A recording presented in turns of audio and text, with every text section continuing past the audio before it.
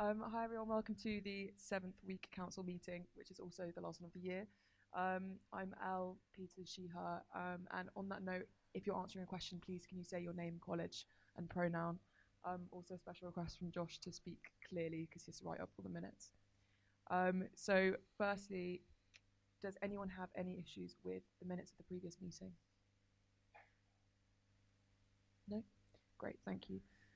So we do this annually, but we've got to approve our SU affiliations. So if you see on the agenda, it's to the NUS, the NUS. Does anyone have any questions about that? Because you just have to vote on it.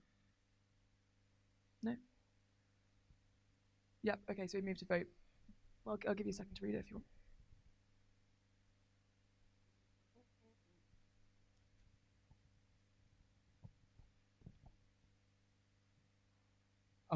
Tom Barringer, him, Oxford SU. But my question was, what are we voting on? And the answer was to approve the affiliation.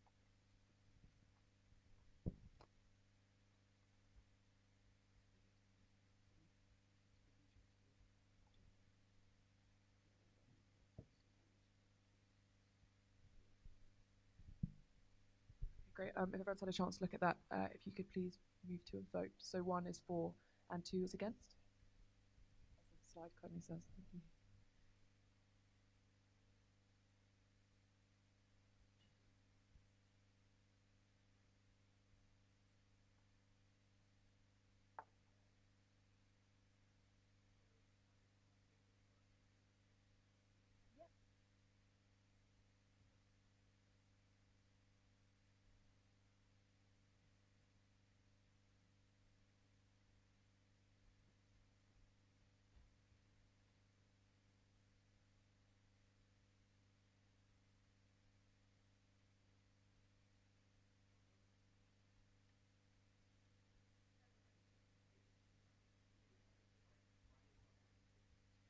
Yours was on. Josh.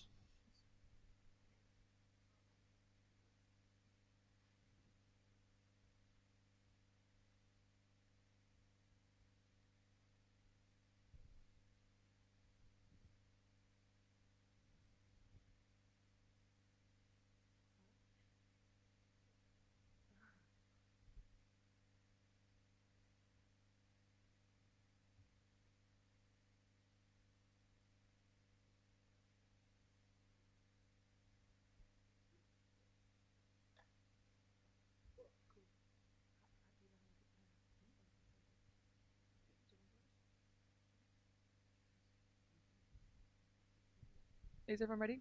Yeah.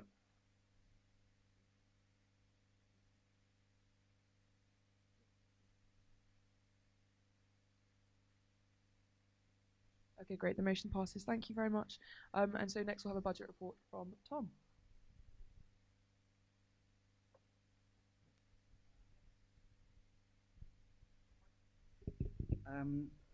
Hello. My notes are in my bag, excuse me. I hope. We've learned a lot. Tom Barringer here, Oxford SU. This is the budget. Sorry, I'm here as a member of Finance Committee, which is a subcommittee of the Trustee Board. I sit on it with Kate Cole, who's not here at the moment because she's taking annual leave. And yes, basically this is it. I'll welcome questions. But yeah, this is what we've done this year. Does anyone have any questions? Read the budget.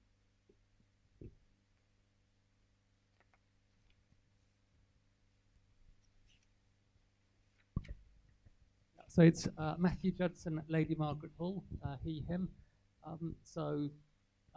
The main expenditure that's gone up is student engagement and communication costs. And I was just wondering if you could talk about why that is, what that money's being spent on. Yeah, absolutely. So, sorry. I was just going to say how that benefits the student body. Thank you. Absolutely. Yeah, so basically we had some staff vacancies this year, is the short answer, and we're recruiting for them, or we're recruiting for one this Friday, in fact, and we're looking to go into the next year with a full staff team, which means we'll have to pay them, which is basically the answer. Yeah, just a question here. Yeah, just a point of information. Sorry, Catherine Canning, Vice President at the SU, she, her pronouns. Forecast is what we're actually spending, and budget is what we were were planned to spend. So that was what we had budget for. So it's actually an underspend on student engagement. Is that next year's? Yeah. But that's why it's going up compared to what it is this year.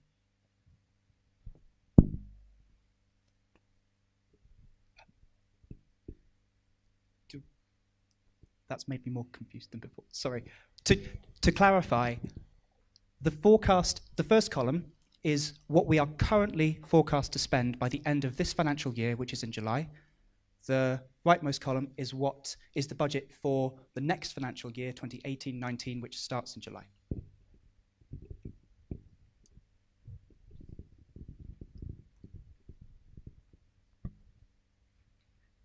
Hi, I'm Ankit from St. John's. I use he, him pronouns. I can't really read it up there.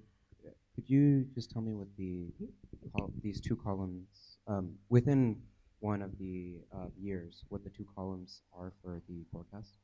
The ones at the top. So the first three entries are 2017-18, and the second three entries read 2018-19.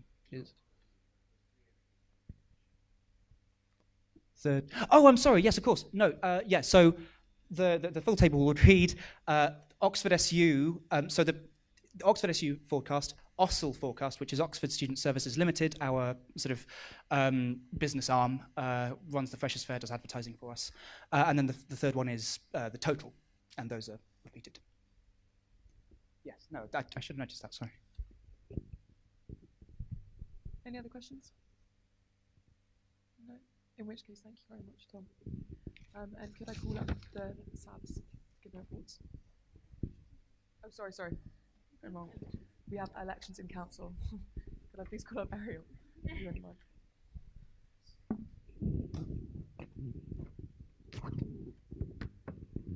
Okay, we're going to have, my name is Ariel from Wycliffe Hall.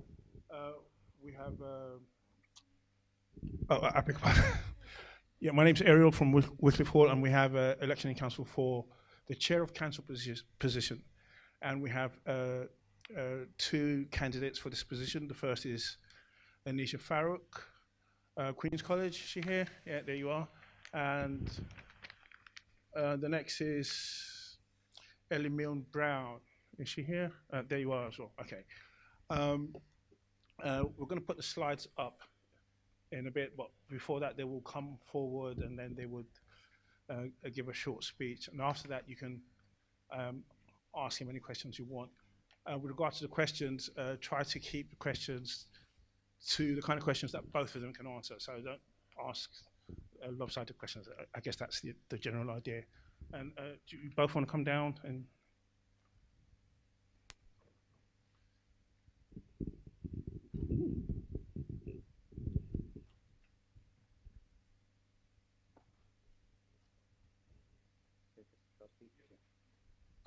Hi, I'm Ellie. I use she, her pronouns, and I'm from Exeter College.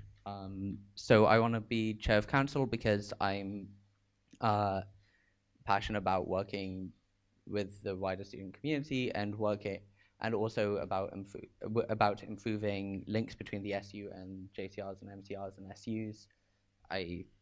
SUs which aren't Oxford SU, so just Wadham. But yeah, and I've been Exeter JCR president for the last 2 terms, so I have a lot of experience at chairing meetings, and have been going to Oxford SU meetings throughout that time. So I'm familiar with the process and how the SU works. I'm familiar with, I think, a lot of the duties that would be required of the chair of council, so I think that I'd do a good job, hopefully. Thanks. Hi, I'm Anisha Farouk. I go to Queen's College and I use she, her pronouns. So I've been on the scrutiny committee for the past year, which has involved scrutinising and interviewing the sabbatical officers termly and then providing a written and verbal report on them. I've also done quite a lot of leadership roles like editor-in-chief of the Oxford Student this term, as well as chairing the Labour Club, so I've had experience with chairing meetings. Something that I think, if I was elected to chair of council, that I would want to do is advertise when, like, more strongly when we have student council meetings, because there's the third vote is always available, and that's rarely taken up. And I think it would be, if that was used more often, it would just make the process more democratic. And I'd want to engage greater with the sabbatical team in improving the way council is run, because I've seen from my work as scrutiny how there can be sort of like I don't want to say dysfunctional, but sometimes what council expects of the sabbatical officers doesn't always line up. And I would hope to be like a greater bridge between the sabbatical officers and council.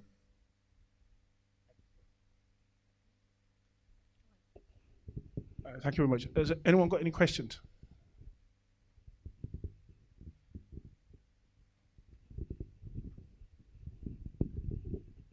Dane Rogers, Merton College, he, him.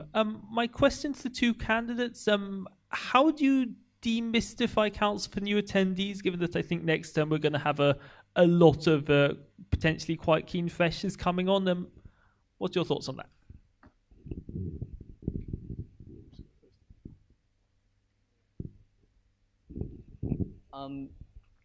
I think, if nothing else, as Anisha said, getting information out there widely, making sure that people, making sure that people know what to expect as well, especially at the start of meetings, going through, this is the procedure, this is why we're doing this thing, this is why we're asking you to do these things when you're standing up and speaking.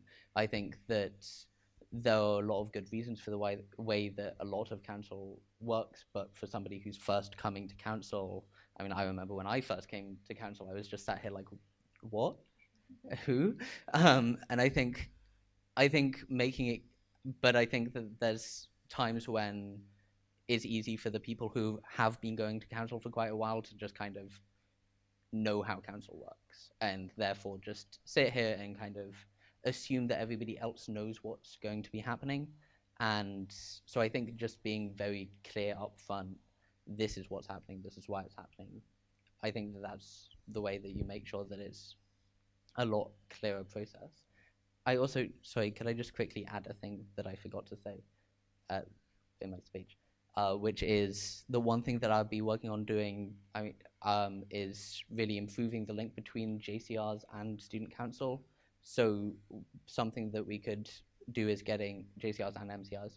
Something that we could do is getting JCR and MCR President's Committee representatives to occasionally speak at council and talk about some of the issues that their JCRs and MCRs as a group are facing, and just kind of making it clearer how the council, the SU, and JCRs and MCRs work together to work for students.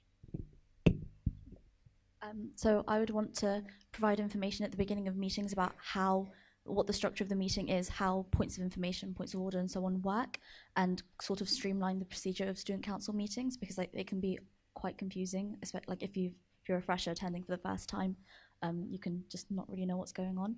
And I would also work to strengthen the link between student council and the campaigns. I think it would be the campaigns do kind of semi-regularly report back to council, but I think it would be greater to have more regular reports, more thorough reports, and just a lot of campaigns can kind of fall through the cracks and not a lot can be done with them, and it's a good way of keeping them accountable and making sure that they remain active. Any more questions?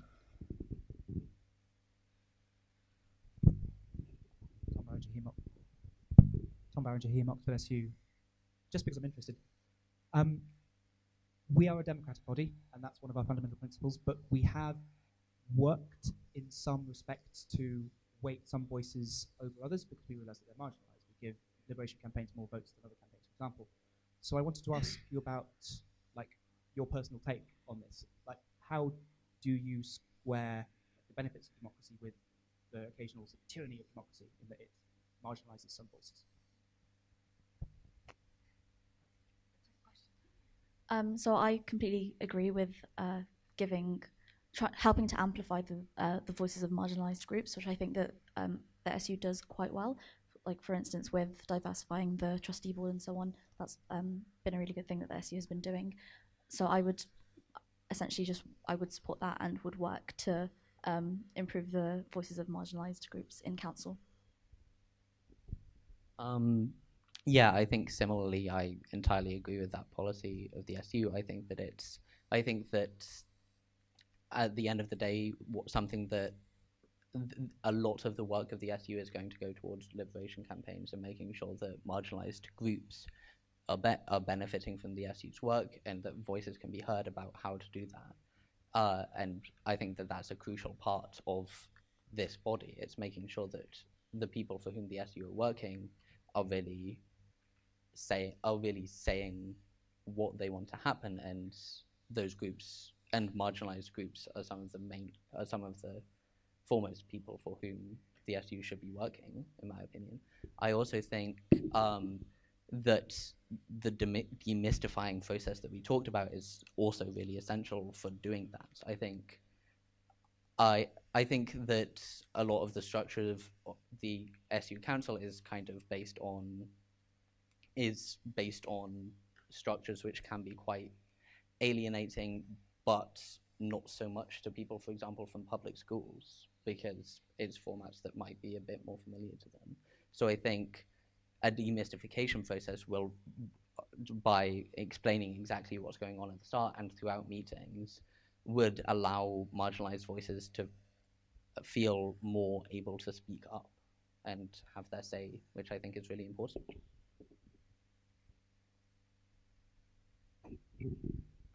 If no more questions, then we'll go straight to a vote. Any more questions? No, okay. We're going to put a slide up, and the first slide will be for you to vote for your first preference. And then after that, we'll have another slide up that will be for your second preference.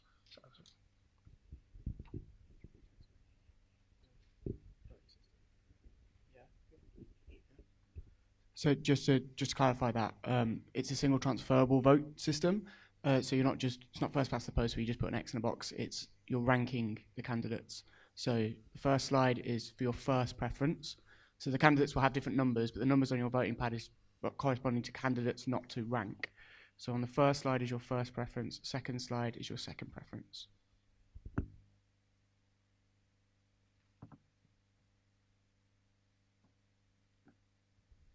So this is your first preference.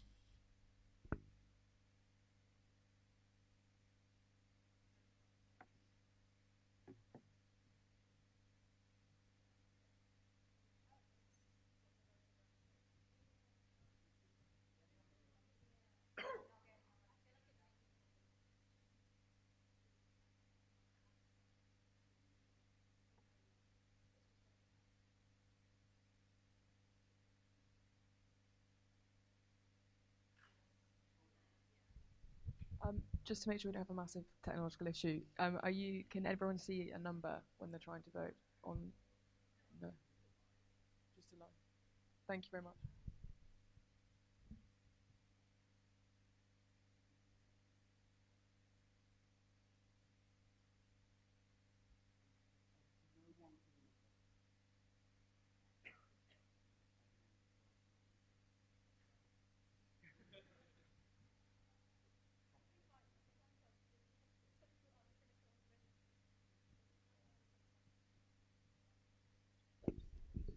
Okay, so now we're going to go on to the second slide, which is your second preference. So that's open now. This is now your second preference.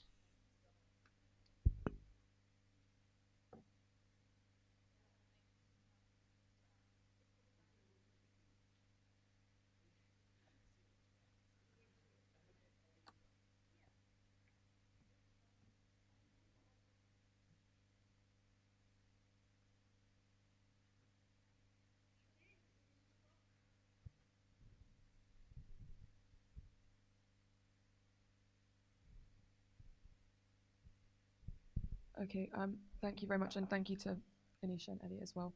If I could call up the SABs to give the reports, that'd be great. And we'll announce the results if everything's working after this.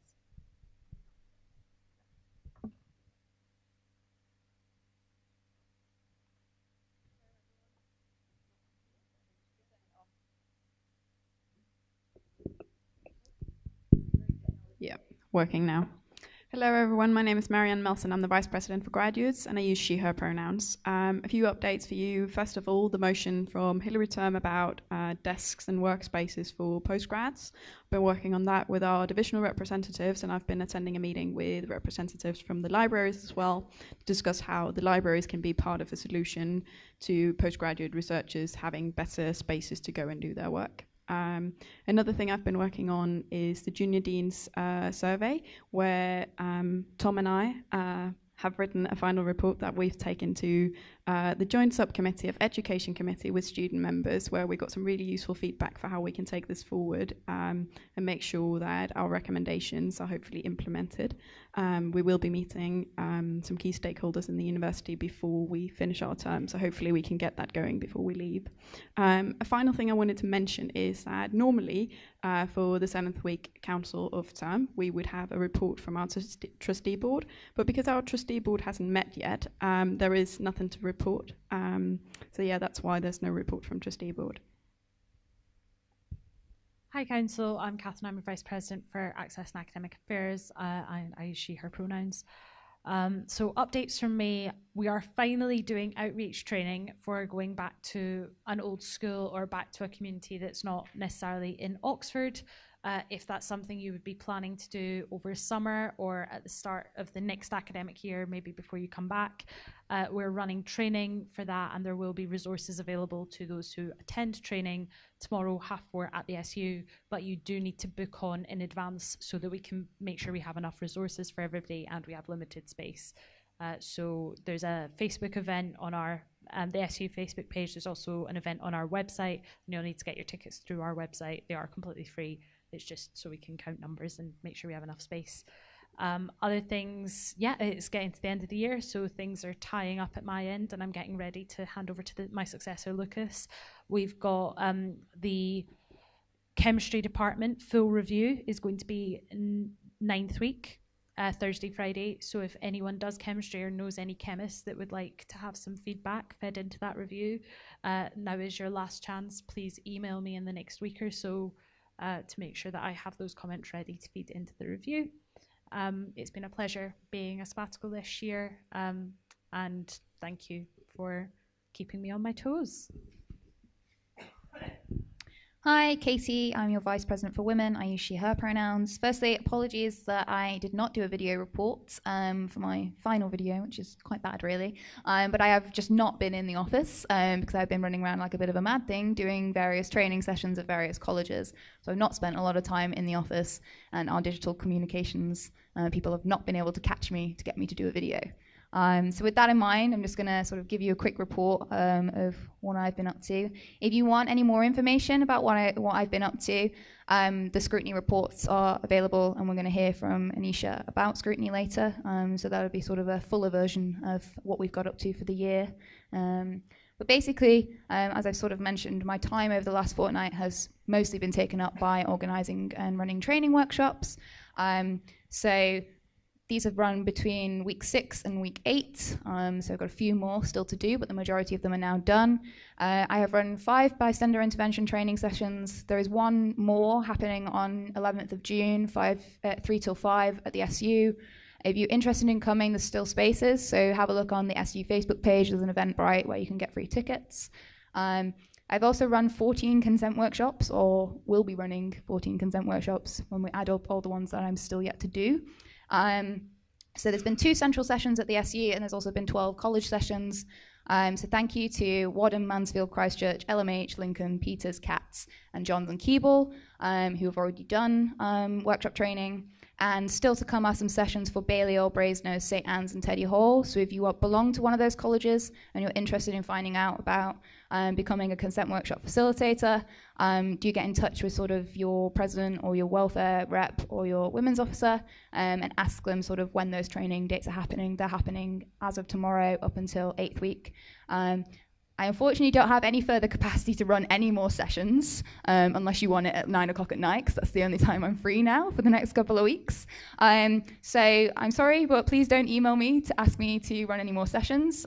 Feel free to email my successor when they come into the role post 10th week, and they'll be able to sort of start coordinating sessions in -2nd, -1st, and North week, so that you do get enough people trained up, ready for facilitated sessions in freshers.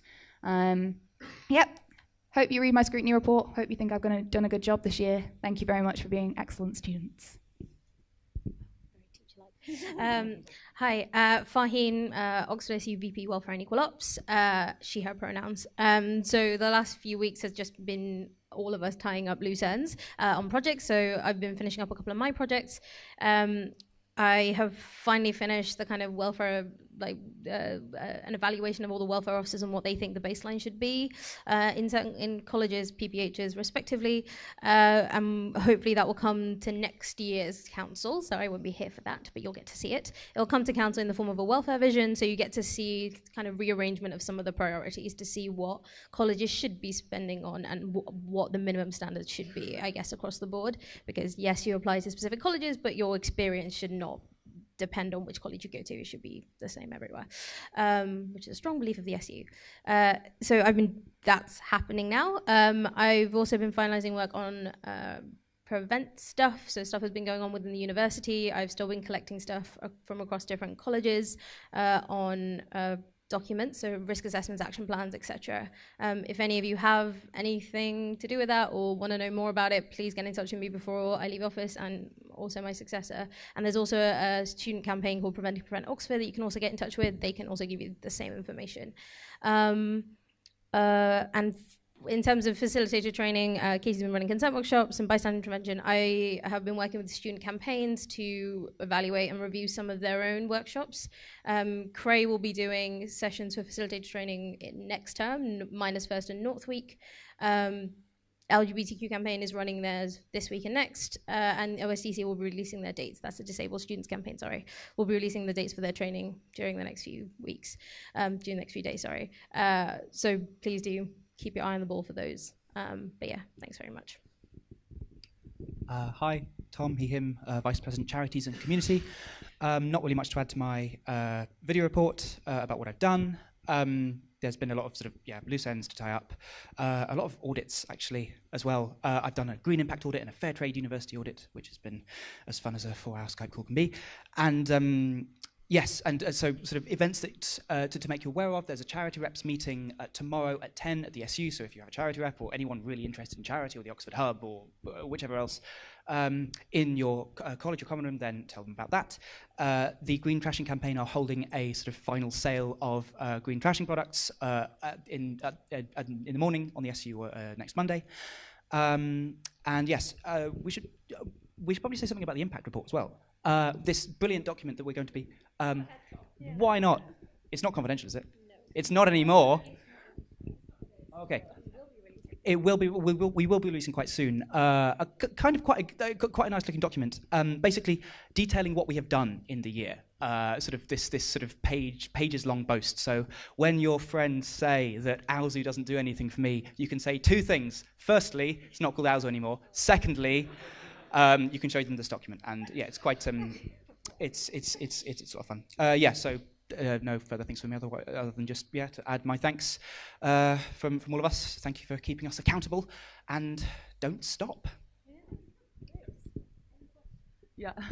Does anyone have any questions for any of the sabbatical officers? No? In which case, thank you very much, guys. Now, are there any representatives from the Oxford? No, not yet. The vote. No. Vote first. Go up. Right. Okay. We have a winner for the chairing council position, and it's the member for Queen's College, Anisha. Is she? Yeah. You can clap.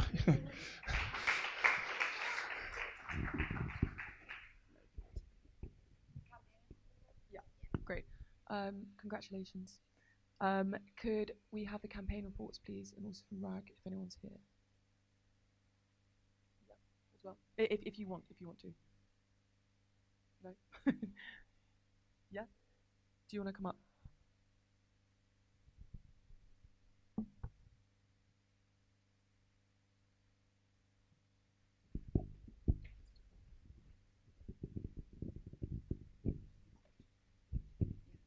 Hi, I'm Pepper, use they, them pronouns, and I am the co-chair of operations of It Happens Here. And I actually decided to give a report because it's very exciting for us because we actually started our campaign back from scratch this year in Hillary.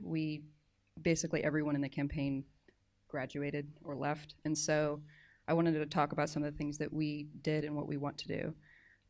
Over the past only 2 terms, we've put on a number of events, like in Sexual Violence and Sexual Assault Awareness Week. We put on research showcases inviting academics from the university to talk about their work writing on sexual violence. We provided consulting on internal policy from student organizations, third-party activist groups, student reporting, and departmental guidelines, as well as guidance for individual students. This included early deliberations with university counseling services about how they can expand or adapt their options provided to survivors. We worked with the VP for Women in maintaining and running consent workshops, helping produce and adapt resources to be most accessible and integrated as possible for a diverse range of experiences with sexual assault.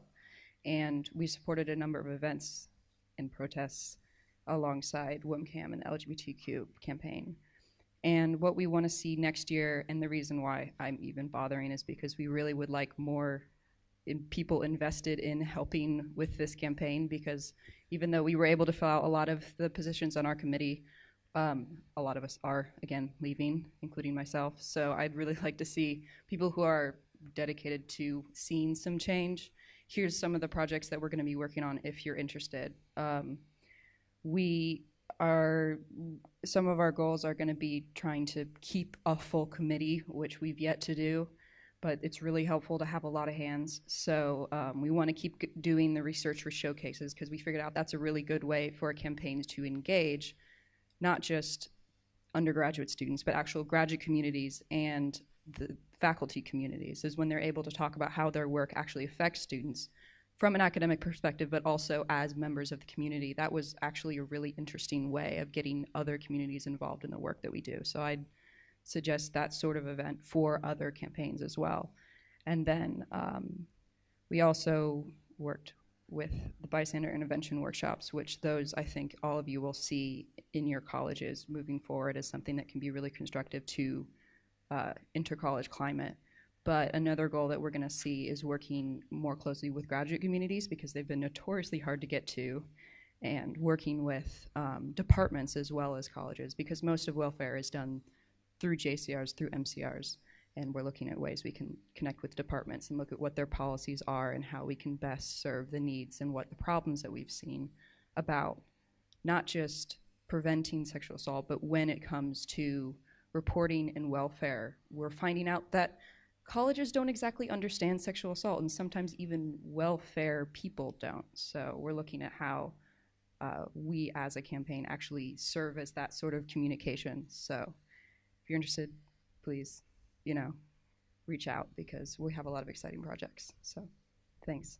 Thank you very much. Does anyone have any questions about that at all? No? In which case, thank you. Okay, can I invite the scrutiny committee up, please, next?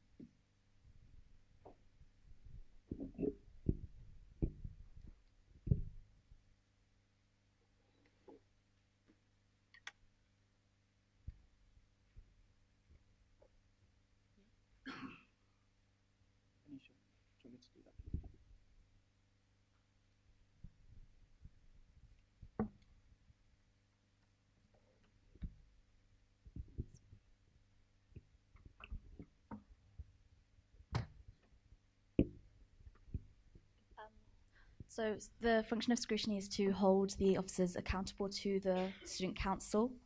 Overall, I believe that the sabbatical officers have had a successful Trinity term and a successful year overall.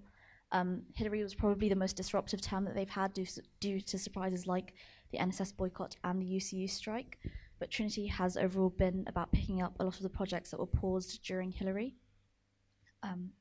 So Kate Cole, president of the SU, has been focusing on internalizing the certain practices within the SU, such as the This Girl Can project, trying to bring it to be done by the SU staff rather than carried out as another sabbatical officer project.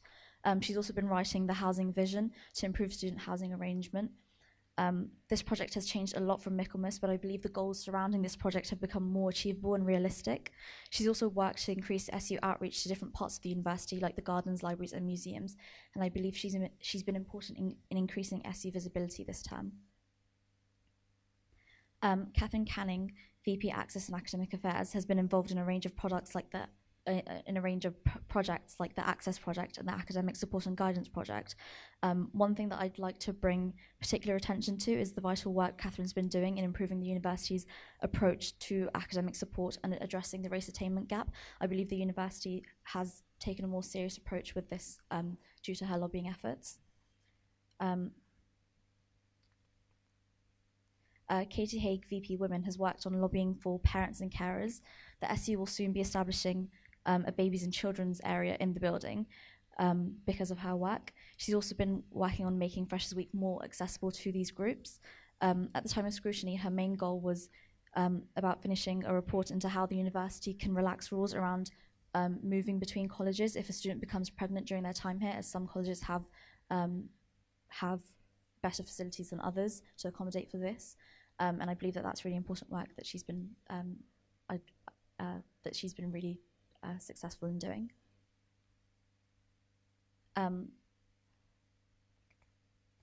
VP Charities and VP Communities and Charities and Community, has had quite a wide range of projects, like the Bicycle Safety Project, and he's been working with the Claudia Charter Group in trying to help them sort of focus in on their aims, because they've been quite a nebulous group, campaigning to improve cycle safety but without actual specific targets, and Tom's been helping with that. And he's also worked on the Pledge to Reg campaign, which successfully held two hustings last term with candidates from Holywell and Carfax, and he's helped to improve the democratic engagement between students and Oxford City Council and so on.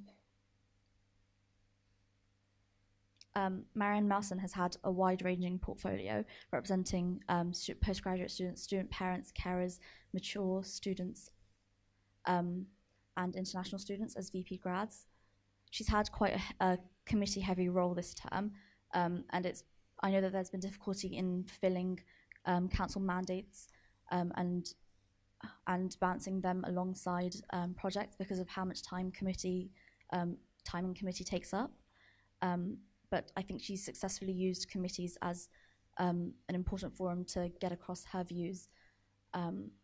She's also been working on improving graduate employees' membership in the UCU, and that came across quite well during Hillary term. She's also been using MCR presidents to improve guidance for students, like understanding the impact of Brexit on students, and that's been quite an ambitious project, which obviously will not be finished at the end of her tenure, but hopefully her success will continue. And then Farheen Ahmed, VP Welfare and Equal Opportunities. She's had quite a big, broad policy remit, working on student welfare and ensuring equal opportunities.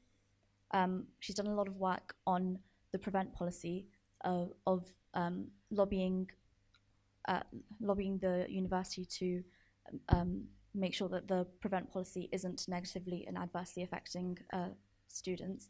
And the SU also successfully sent delegates to the NUS Black Students Conference, where it was voted to continue opposition to the prevent policy.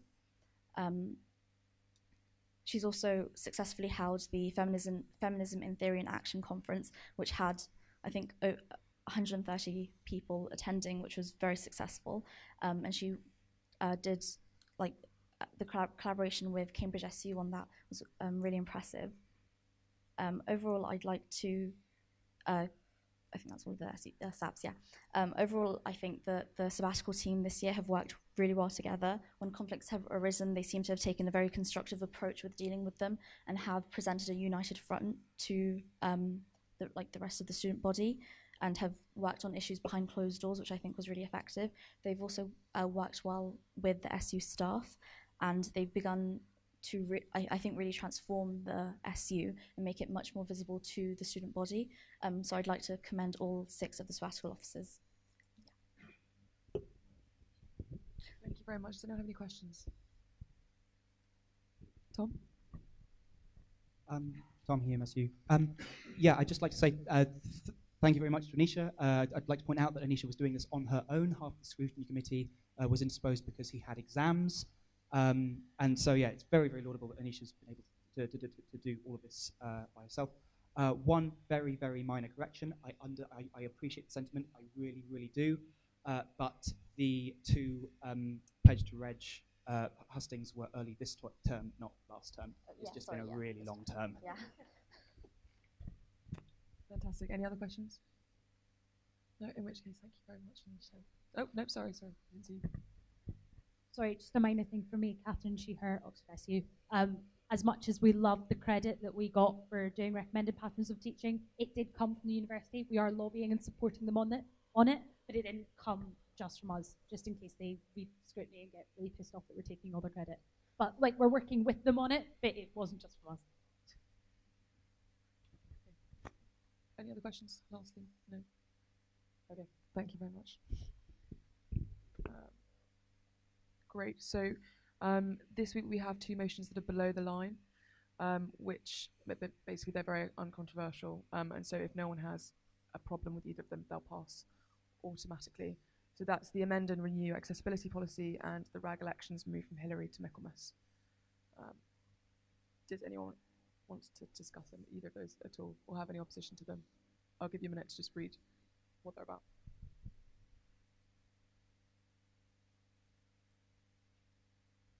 Yeah, so they're on the agendas.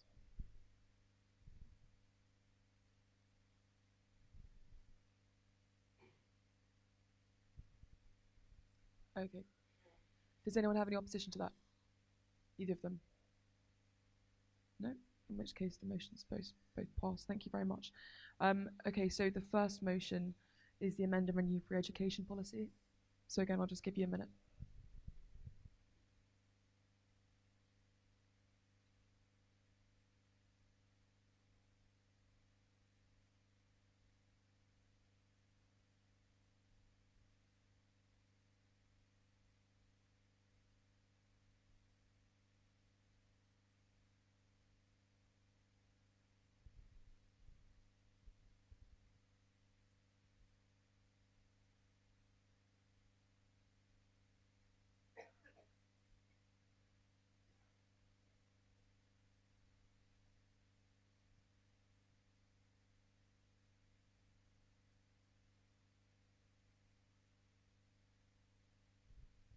Okay, thank you. So for the sake of brevity, does anyone wish to oppose or discuss this?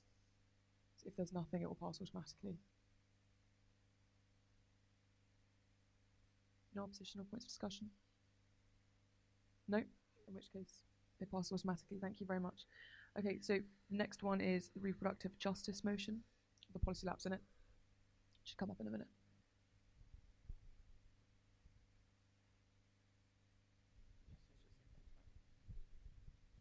Yeah, and we've received an amendment, so we're going to have a speech in proposition, if that's okay. Hi everyone, I'm Katie. I'm your Vice President for Women, she, her pronouns. So basically, there's a bit of a common theme with our final council of a term, which is sort of us renewing lots of policies that we use to sort of democratically decide the positions on various sort of matters that the SU needs to take. And this is one of them. So we've had reproductive justice policy basically since the foundation of this students' union in some form or another. And what I'm asking with this motion is for you to agree that this is still something that the SU should have a stance on, and to renew the policy. The policy hasn't changed from what we have been using for the last 3 years.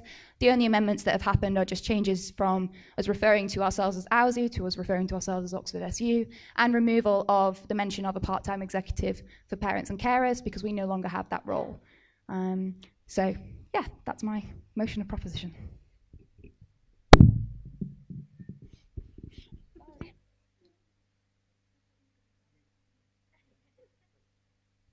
Okay.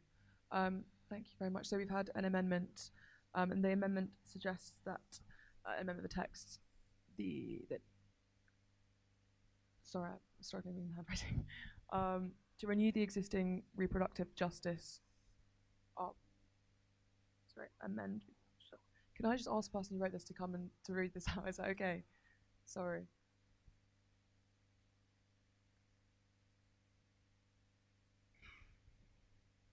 Thank you very much.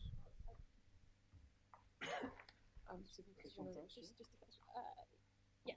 If you want to read it out. Okay, yeah, so this is an amendment to amend Resolve 1 just to say that when you renew it, to just add in the claim that to oppose the imposition of any criminal penalties on a person that has already had an abortion.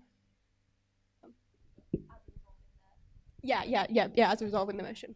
Yeah. Let's take this friendly. The motion, the reproductive justice, the one that's coming up for renew. Yeah. Sorry, I really don't know any of the terminology. I just, yeah, okay. Perfect. So you take that as friendly? I'm sorry. Yeah. I got confused.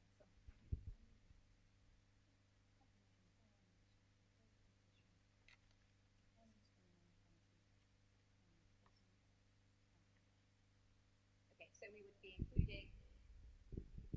Okay, so just to clarify, so we would be including in the actual policy itself and the various resolves that you see in Appendix 1, one of the resolves would be to oppose the imposition of any criminal penalties on a person that's had an abortion. Yes, happy to take that as friendly. Fantastic. That motion is amended, but there's been a second amendment request. So would you mind reading that as well? Sure. Thank you very much. So yeah, if you could amend Resolve 1 to support the introduction of a legal requirement that abortion providers verify that no patient is being coerced into an abortion. So that's one of the things I want added. And the other one is to campaign in favour of an explicit ban on sex-selective abortion. So is that taken as friendly or taken as hostile? Do you want to hear it again?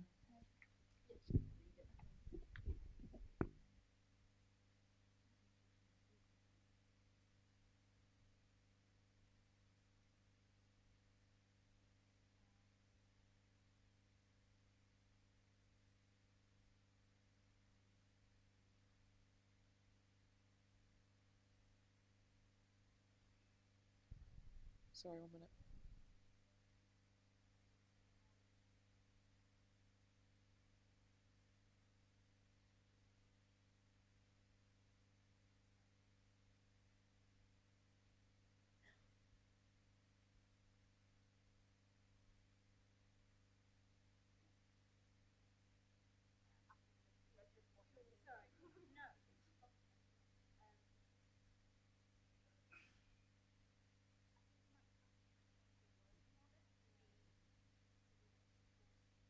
Lobby for rather than support, because we don't know whether that is something the government is already doing, so we would have to lobby them to do it. So yeah, I'm happy to take that. So I'm happy to take amendment, so the first part of the amendment as friendly, if we just change the wording from to support the introduction of to lobby for, just because that gives us a clearer direction that whether the government is thinking about this or not, that's something that we will get them to think about. The second one is already law, so yes, happy to include that as sort of a caveat because it's already law to oppose. Well, yeah, it's sort of. Sorry, I hate it when people put two different things in the same amendment. I'm happy to, if you're happy to split it into the two. I'm happy to take the first one, but I think the second one is already law, so it's not something we have to lobby for because it's already there. Okay. Cool, but that's friendly. Okay, sorry. Would you like to give a speech in proposition of the second one? If you're, I'm opposing it, so you have to. Okay, I mean, I don't know what the law is. I just, if it is already the law, then. So you have to retract it. Yes. Okay. Sorry. Fantastic, thank you. And then there's one more amendment. Okay.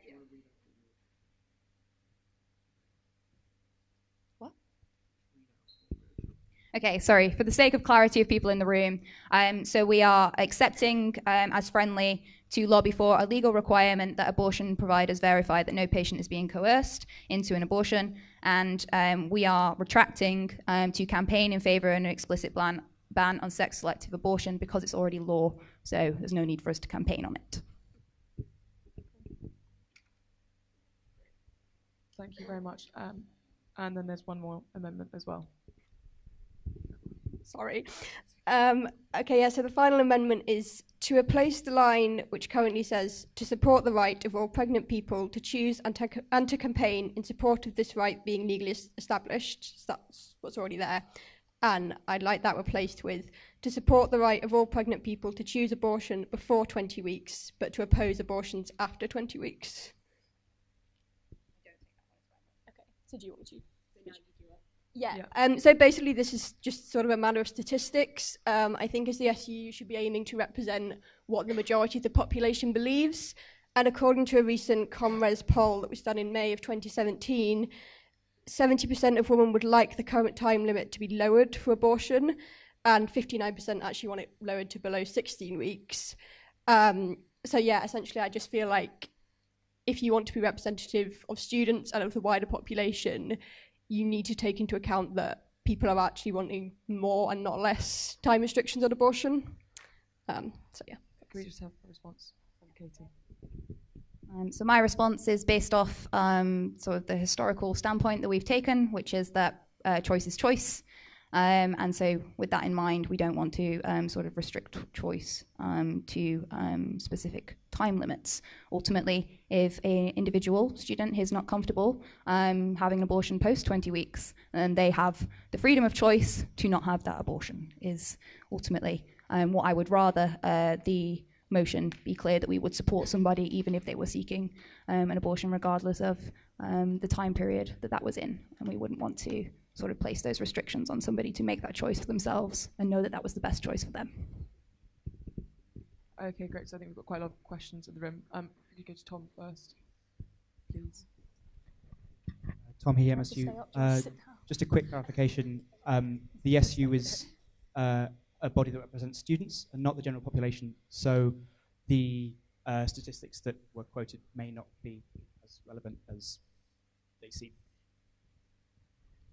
Thank you very much. Could we just have there? Are we still on points of information? Just general questions. General questions or points of information. Yep.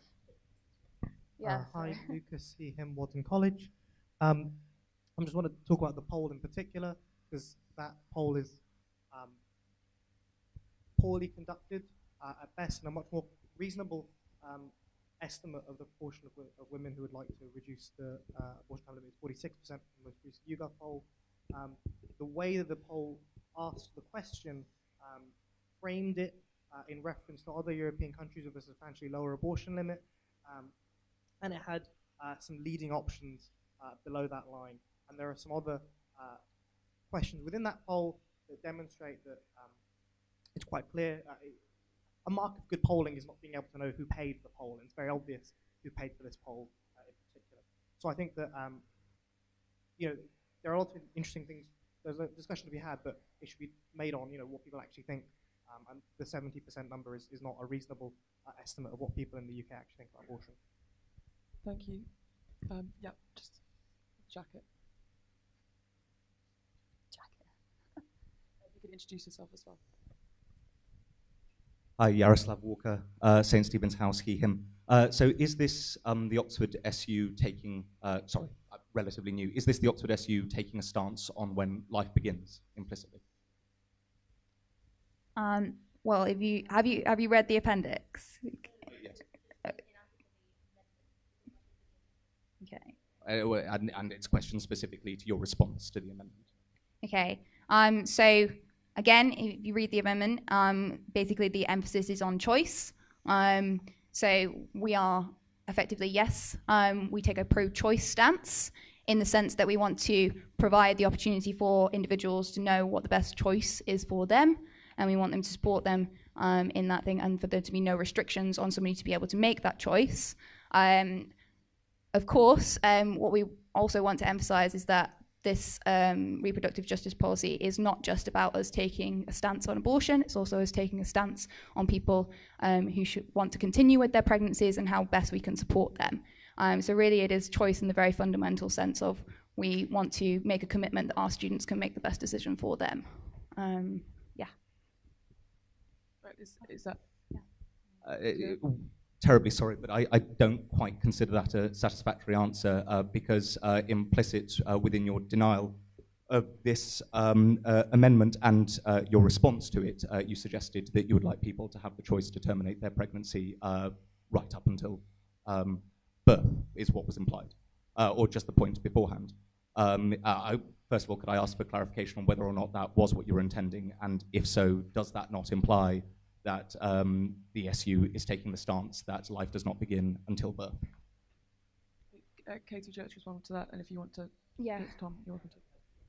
Yeah, I'll just make the response that, like, in nowhere in this reproductive justice policy do we make explicit sort of what our opinion is about that.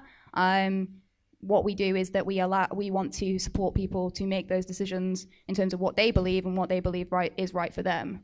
So it's not so much about us having a policy about when we believe life begins and when we sort of say that students should think that life begins, and that's not really what this is about. Sorry. I have Tom, please. Tom here, MSU. Just to be clear, from a policy perspective, we are not logically implying anything from this policy that isn't written down in the policy. You can infer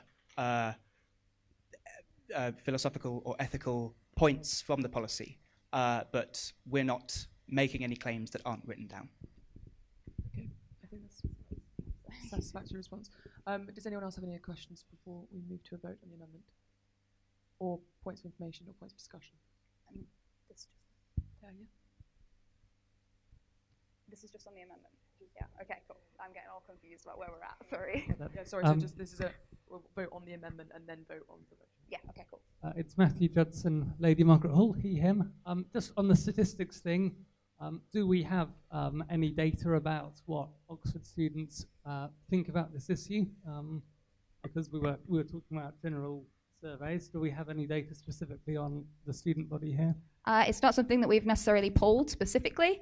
It's something that we can showcase a commitment to by the fact that since the foundation, students have always overwhelmingly voted in a reproductive justice policy, and this is something that our women's campaign, our liberation campaign, which supports the interests of people who identify as women, which includes people who can get pregnant, they have always been in support of a motion as well. So in terms of the voice of marginalised groups on this matter, the women's campaign is very much in support of this motion and second this motion. So yes, we don't have a particular poll that I can refer to, but general opinion from our sort of campaign and from sort of the history of us having this policy sort of speaks for itself, really. But you know, if you want my successor to do a poll, like, send her an email and she'll do one. Okay, just again for the sake of brevity, because we've got quite a few amendments to get through, I think we'll move to a vote. On the amendment. On the amendment specifically, not on the motion. Yeah. So. Do you want to read your amendment? Yeah, sure. So the amendment is to replace the line that currently states to support the right of all pregnant people to choose and to campaign in support of this right being legally established with the following line, which goes, to support the right of all pregnant people to choose abortion before 20 weeks and to oppose abortions after 20 weeks. Okay, so if everyone could vote on this is for the amendment.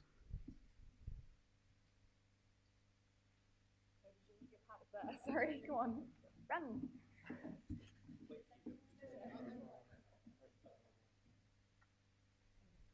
And the voting pads are now working. And they were before as well. Okay. Don't close it until Oh, sorry, I thought you were going back to get your voting pad. No. Oh, sorry.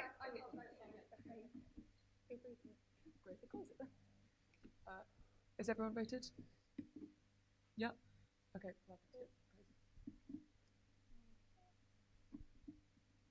Against the amendment, so the amendment is rejected. And we have another amendment. So the amendment is to delete the third item in in Oxford SU resolves in Appendix 1, which I believe refers to number 3, to campaign to extend students' right of practical access to an abortion and to extend their rights of choice over their own pregnancies. Is that taken as friendly or hostile? To delete the item? Yeah, no, it's not friendly then. So, no, that's taken as hostile. Okay, can I invite the person to come up and...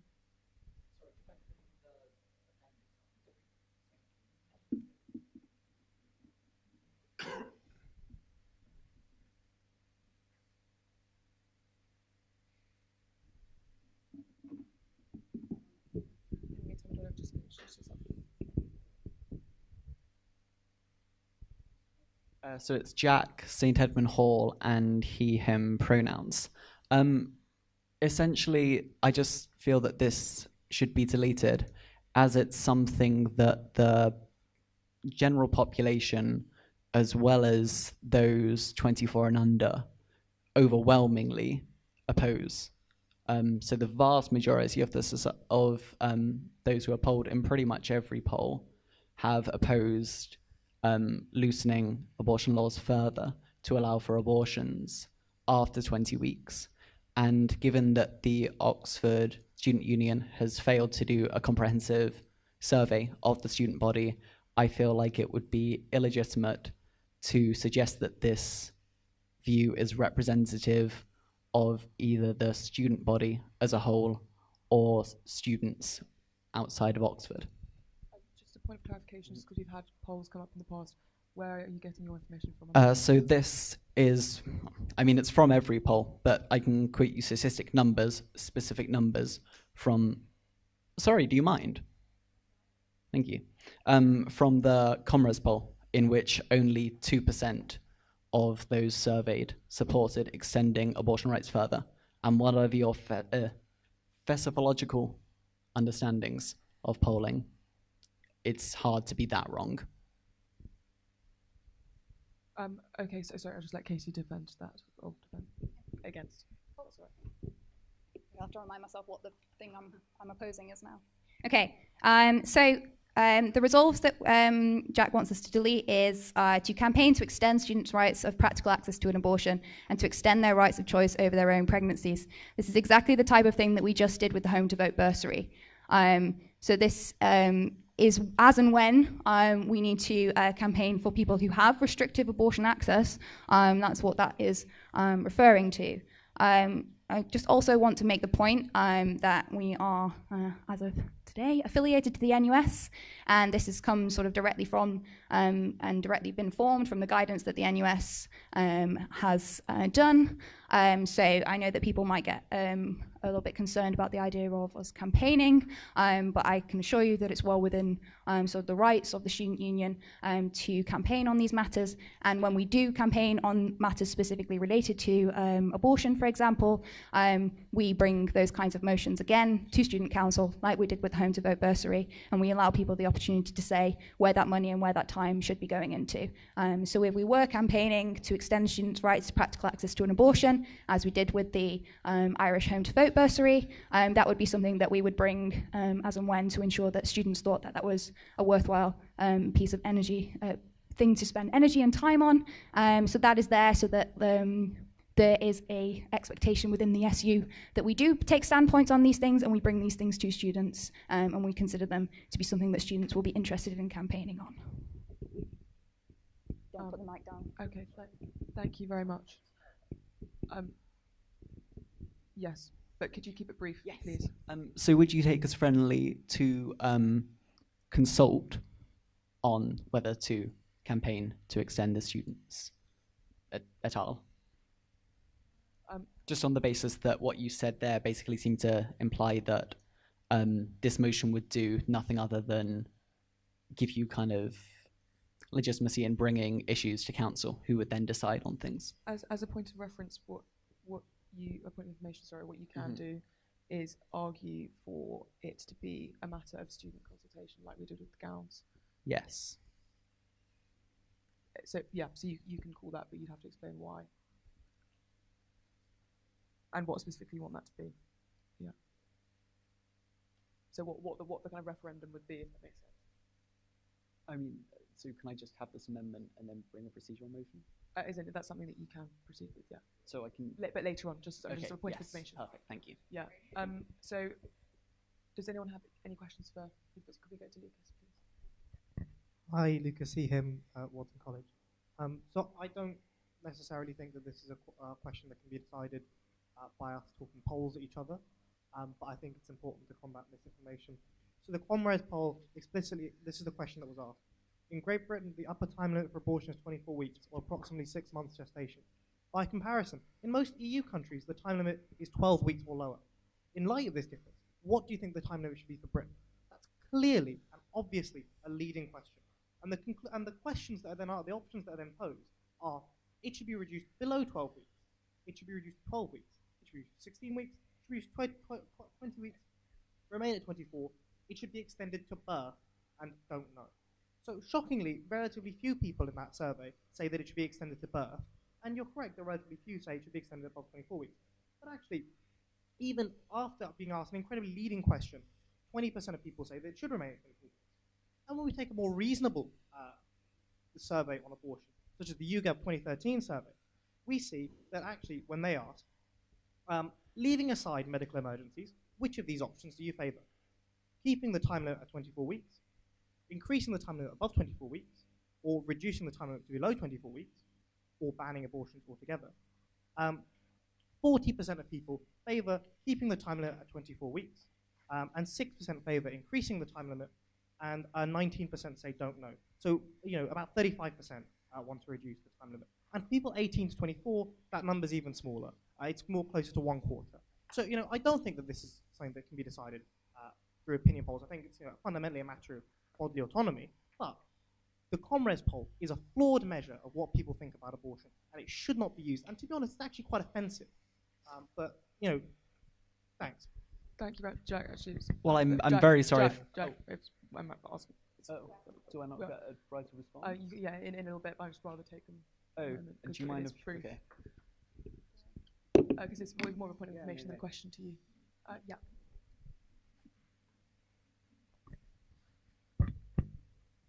Hi, Yarrow Walker, St. Stephen's House, he, him. This might be my own inability at syntax and grammar, but could you possibly just explain quite what is meant by the second part of the third point on Oxford SU, resolve to, and to extend their rights of choice over their own pregnancies? Is that related to the first part where it says that you are campaigning for that? So essentially what this is saying is that we would resolve to campaign. I'm reading the wrong one. To campaign to extend the students' rights to practical access to abortion, and then that second part is to clarify what that means, which is extending their rights to choice. Yeah. Thank you. Does anyone have any further questions or points? No. In which case, yes. If you just wait 1 second for the mic, sorry. And if you could introduce yourself, that'd be wonderful. Thank you.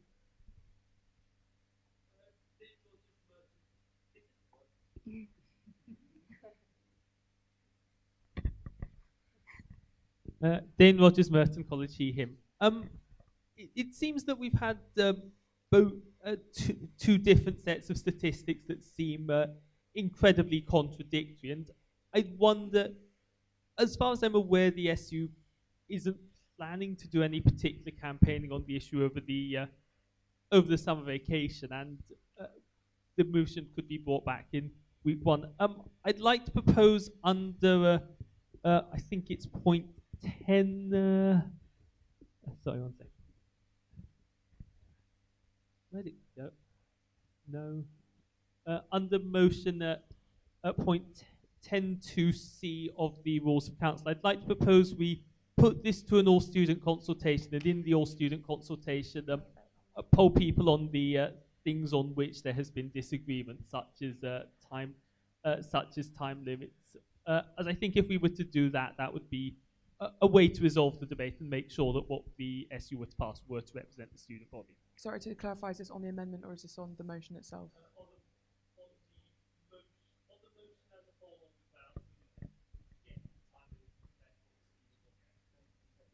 Dane. Sorry. On the on the motion as a whole, on the grounds we can get the time loop to reflect what the student body actually wants. Okay, would you mind if we do? Okay, are you comfortable with doing that after we've done these amendments? If that makes sense. Yeah. Okay. So we'll just continue with this briefly first. So with the deletion of item 3, which again is to campaign to extend students' rights to practical access to an abortion and to extend their rights of choice over their own pregnancies, we'll take that to a vote.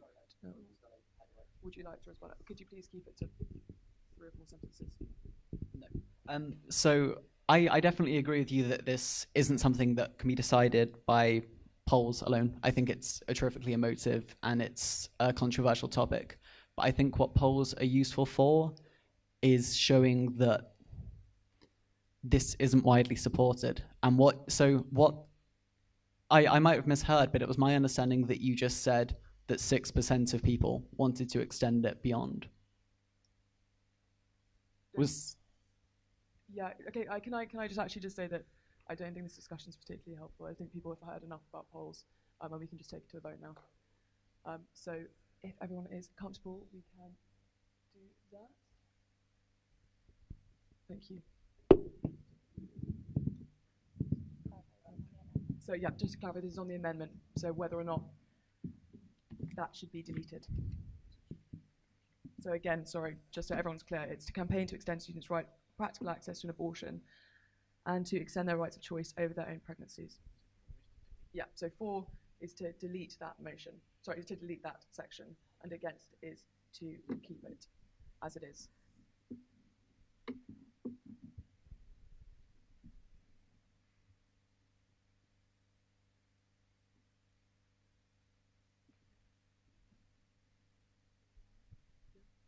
Has everyone voted? Okay, thank you very much. Yeah, sure. Okay, great. So the amendment doesn't pass. And then lastly, are there any more? Yes, there's one more amendment. Apologies. So the amendment is Student Council notes having access to all information, support and help available around continuing or terminating a pregnancy may mean the difference. Sorry. Okay. Oh, okay. Right. I'll just show it to you, Katie. So, under the Student Council notes, number 5 is having access to abortion may mean the difference between a student being able to continue their education or not. And so it's reasonable for a student union to adopt pro-choice policy. So what they want to do is just the having access to abortion may mean the difference. They want to change that to having access to all information, support and help available around continuing/terminating a pregnancy may mean the difference. Yeah. So that's just to clarify. Sorry, can I read it? Sorry. Yeah. Okay. So having access to all information.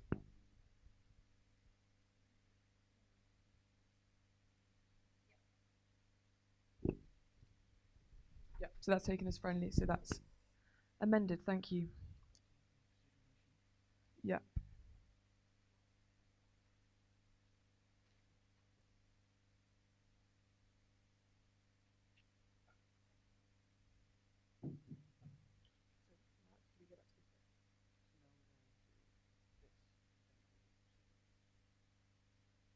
Okay. And put it up. Got it. Okay. So now that the motion has been amended and not amended in various ways, there's been a call to refer the matter to a student consultation, which is like a kind of mini referendum, which is, non-binding, it's for information. And in order to do that, someone has to give a 3-minute speech proposing why. So if you'd like to come up and propose why you think that should be the case.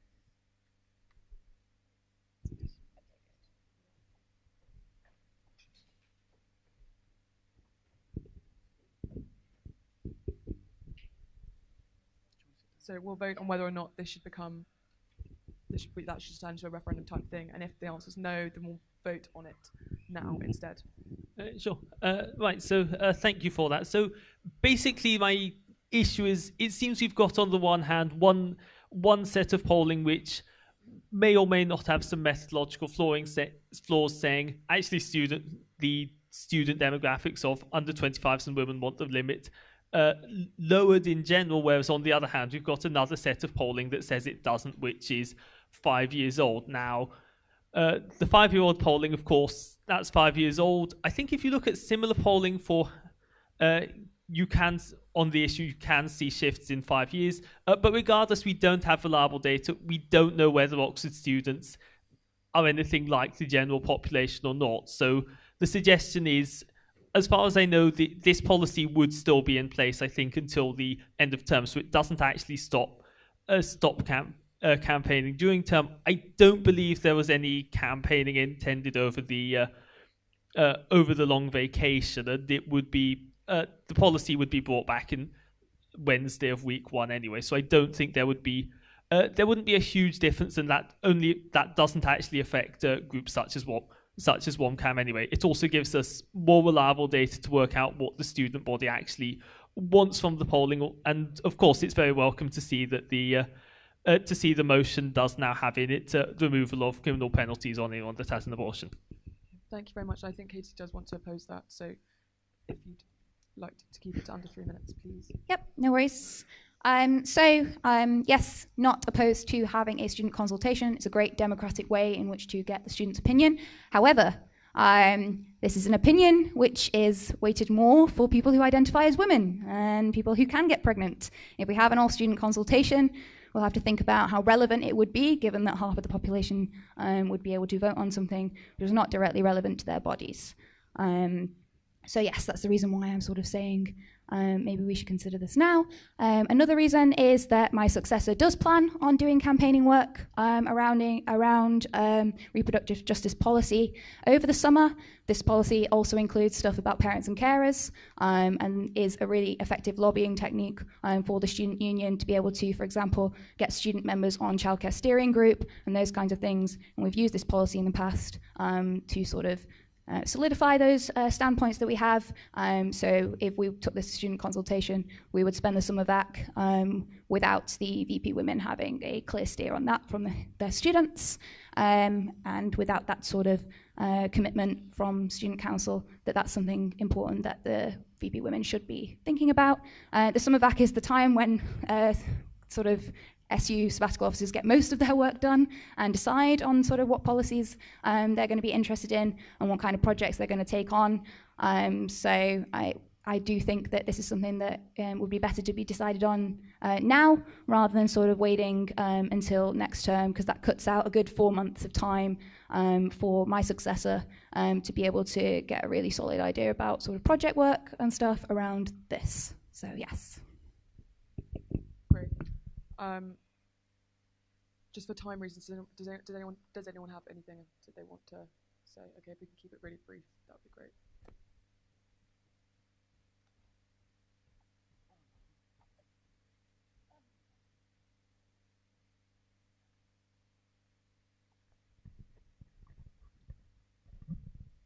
Hello. I just wanted to check. Could you introduce yourself just because it's recorded? Yeah. So it's Jack, St. Edmund Hall, he, him pronouns. I just wanted to check, because there seems to be some concern about the voices having equal weight. If you want me to give you my voting pad number so you can give it half the weight in any of the votes that we take now. Sorry. No? Okay. Yeah, okay. In which case, does anyone else have any other questions? Yes, back.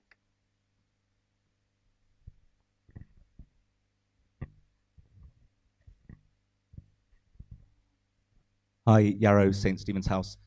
He, him. Similar point, perhaps put in a slightly more nuanced way. Given that one of the reasons to reject this was that it,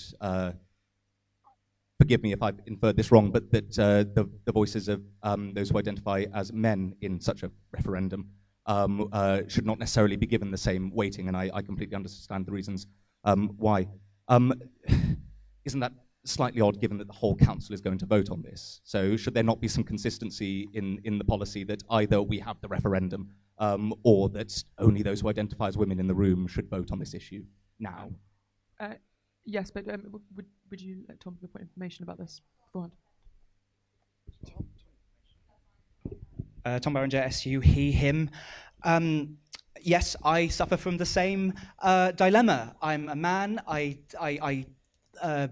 understand that my voice probably isn't the most important in this room. So personally, what I'm doing to inform my vote is listening to the VP Women and listening to WUMCAM, both of whom are supporting this motion unamended. Thank you very much. That was what I was going to say. Yes, if you'd like to. So, Doreen. Faheen Ahmed, Oxford SU, she, her.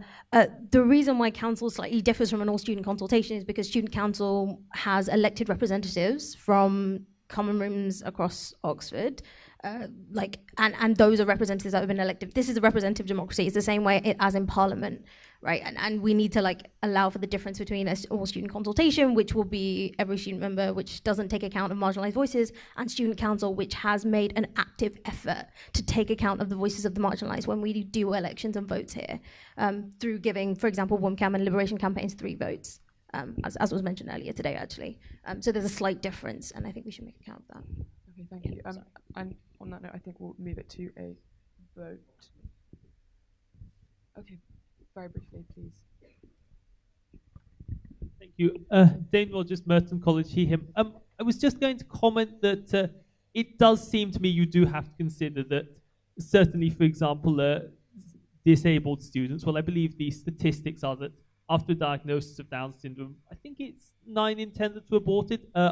For students that have non-binary chromosomes, we don't have reliable data for the UK yet, but from 3 papers I've seen, I think it varies from somewhere between 2/3 to 84% in Canada, Switzerland, and France.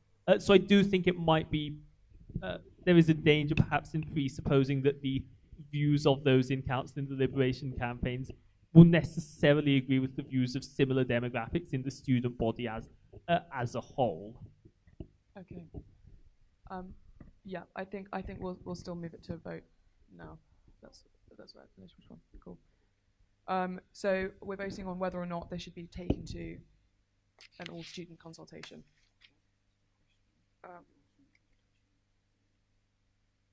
Sorry. Is the same time motion? Is the same time motion? The entire motion is to accept policies. Yes. Policy is what will be voted on. So this will go up. Do you accept the executive justice policy? This is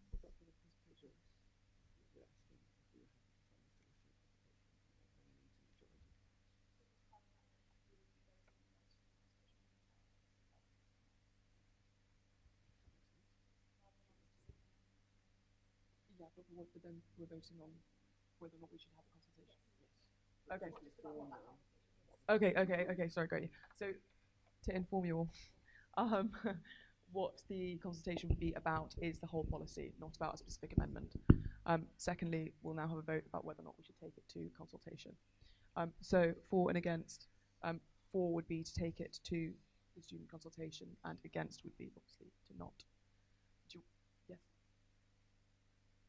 So if it's not taken to student consultation, we just vote on the actual motion itself here as a council, rather than it being kind of outsourced. Yeah, Lucas. If it's taken to consultation, does that mean it lapses until next council meeting? Yes.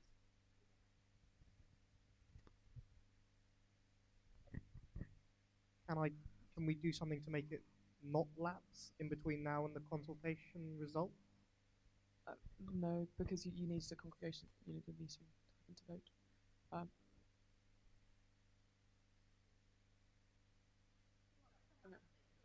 Yeah. Okay.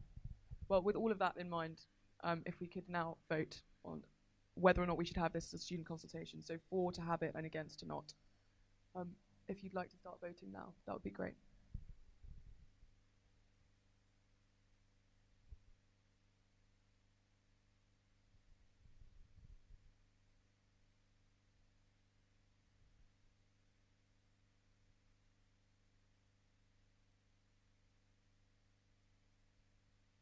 everyone voted? I think a couple have left, so yeah. In which case we can close it. So, okay, against the consultation. So now moving to vote on the actual motion itself, I think.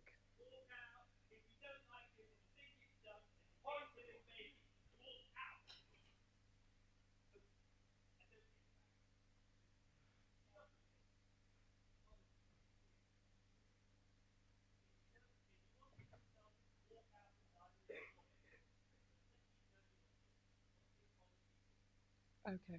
Yeah. I think remove it. No. I think.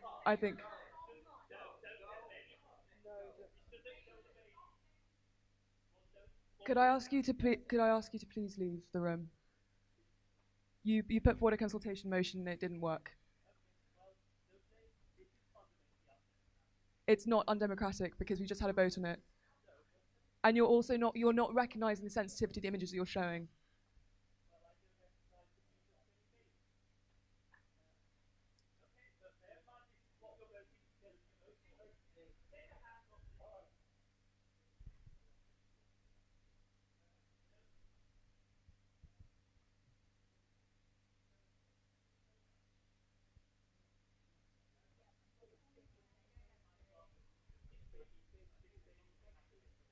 Yeah.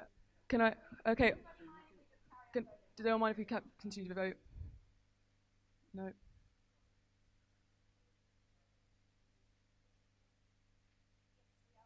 Welcome. Yeah.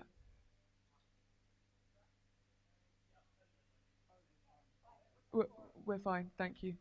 Yeah. So in which case, sorry everyone if that was in any way triggering. Yeah. Sorry, very surprising. Okay. Yeah. So, does anyone want to speak in opposition to this motion? Yes.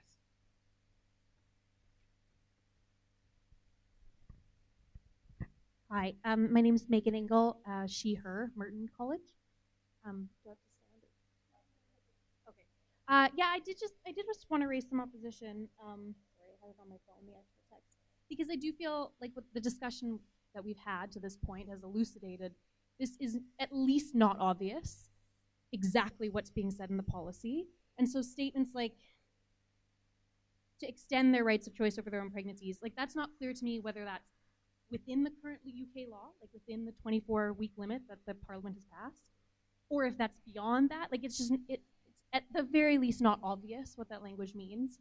And personally, I would be very uncomfortable if this policy was used to justify campaigning beyond that limit, for example. And I think there's just a lack of nuance in the language in the resolutions that neglects what a difficult issue this is, firstly. Secondly, that there are people in the student body that are opposed, that are pro-life, and that are not represented by these resolutions. And thirdly, it neglects the nuance of the issue, right? Like, so I think that there's at least a discussion to be had about disability selective abortion. And these points are quite general. They're quite umbrella. And so I'd like to oppose the motion on those grounds. That is quite vague and imprecise, and it makes me personally uncomfortable, the implications that could be raised under those points in the resolution.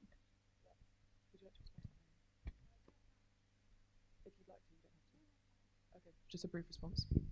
Just a brief response to say that, yeah, I also recognise that this is quite brief, and the reason it is quite brief is because over the 3 years that this policy will be in place, if it happens as, you know, and over the period of time in which some form of reproductive justice policy has been in place in the SU, it has always been under these sort of like unnuanced grounds, so that the VP women can take it and consider it as and when, you know, the political leads of this organisation change every year. And so if I was sort of to write something that was very specific, that would just be based off sort of what I thought, and I'd be setting up my successor to be quite limited in what they felt was important. It also has to sort of relate back to what is going on in the climate surrounding sort of pro-choice discussions and anti-choice discussions, and about sort of extending the rights of parents and carers and everything that is encompassed in this. As I said earlier, the expectation within this policy is that if something was more nuanced and something wasn't explicitly covered in this policy, such as, you know, if students wanted to have a say specifically about disability and abortion, that would have to sort of come to another student council if we were to have a specific sort of stance on that. as I said earlier, just like we did with the Home to Vote bursary. So yeah, it's not great that it's not super nuanced, but it's also there so that we can do as much or as little with it as per sort of what the VP Women and WOMCAM and the relevant parties decide to do with it in that year. And it's sort of a bit of a stopgap in recognising that we do change sort of the political leads of the organisation each year, and what they might want to take on might differ from what I want to take on. So that's sort of the reason why. Thank you, Katie. Yeah. Okay. I'm begging you briefly. But yes, one question. If you just wait for the mic so it's be recorded. Sorry, pointed to it. Is it an expectation or a requirement? Sorry, could you say your name, college, and pronoun? Sorry, James Marshall, Christchurch. Is him pronouns?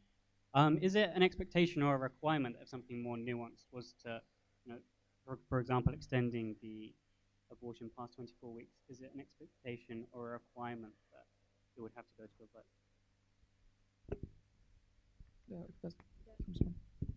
So under this, so, I'm sorry I keep going back to sort of the Irish Home to Vote bursary, but it's sort of my most recent win and recent example, so I keep sort of referring back to it.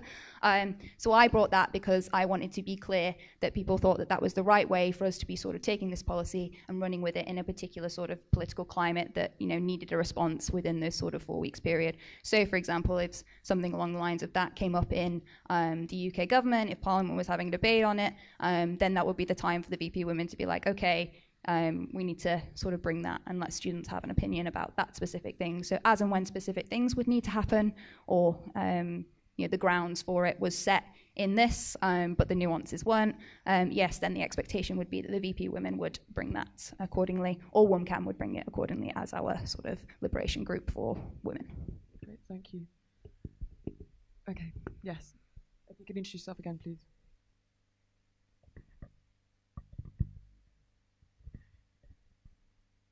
Hi, Yarrow Walker, St. Stephen's House, he, him. Just for a point of clarification, do you think it was entirely appropriate to say pro-choice and then anti-choice, given that that's not what the people know? People haven't come here, one exception, sure, saying anti-life. I'd just like to clarify that. Yeah, you can respond. I will absolutely apologise for that. I've just been reading the guidance on keeping campuses pro-choice, and that's what the reference is in here, so I think I might have just picked it up because I was reading this 5 minutes before. I do try and make the effort to refer to groups as they would be referred to. Sorry about that. Okay, great. In which case, we will move to a vote on the actual motion itself.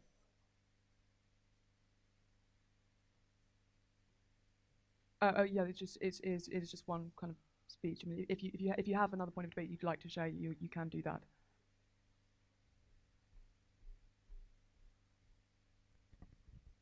Megan Ingle, Merton College, she, her.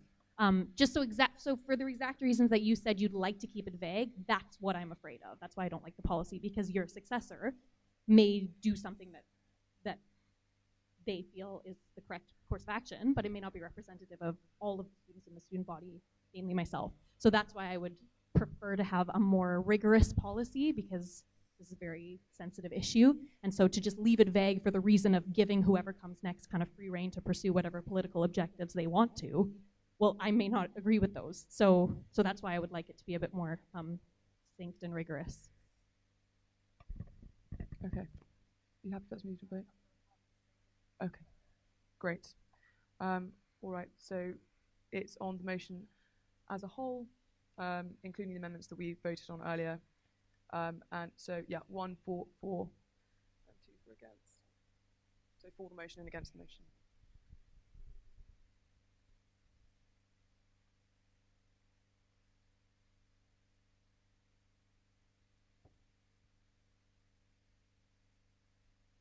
Okay, everyone voted? In which case, yeah, we can close the vote. Okay, so the motion passes. Thank you very much to everyone who voted and discussed that. Yes. And there is one more motion as well.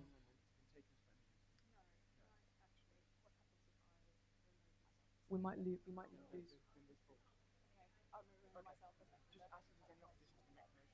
Okay, guys, just before you go, I know everyone has plans.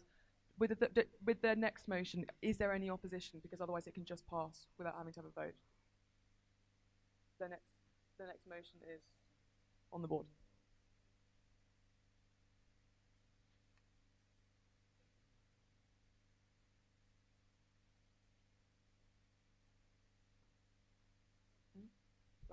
No opposition? Yay, okay.